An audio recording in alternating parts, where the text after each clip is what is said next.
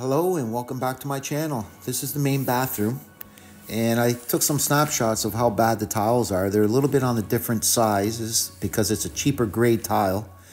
So we can correct that. Don't worry about it. Grout will hide things.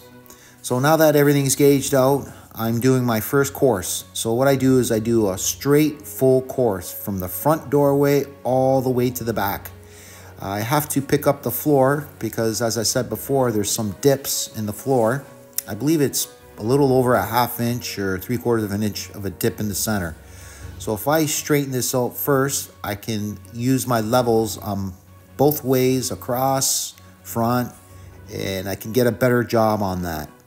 Just make sure you stay right on that line. It's so important, and make sure you use your levels as much as possible. These are 1/16 joints, so I don't use clip wedges. If you have clip wedges, go ahead, but you should pre-level your floor first before you do clip wedges. When you purchase those clip wedges, they'll tell you right on the bag, they're not a leveling device. I'm old school bricklayer, old school tile installer, so I find it way better this way. And my joints are a lot more cleaner, believe it or not, and my work is a lot more straight. So I've never had problems with it. And if you feel comfortable with the clip wedges, go for it. Don't be discouraged. Always remember to back butter. It's so important to back butter. And make sure you always start your first tile at the front doorway. You always need that tile. The cuts at the back of the wall. Never cuts at the front doorway. It just destroys the job. Don't ever do that.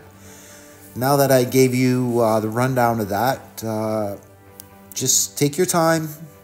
Don't rush nothing. Life isn't a rush. Just play with the tiles a little bit. Just make sure you always use your level, like I said before. And the next day, try to get as far as you can on both sides. Come back the next day and start all over again and just finish her off, okay? So just come on back, and I'll show you how to grout the proper way without making a mess. You only have to wipe the floor 3 times and the floor will become spotless. So thank you for sticking around, and I hope this helps you. If there's any questions, please feel free, and I'll help you as best as I can. Thank you. Bye.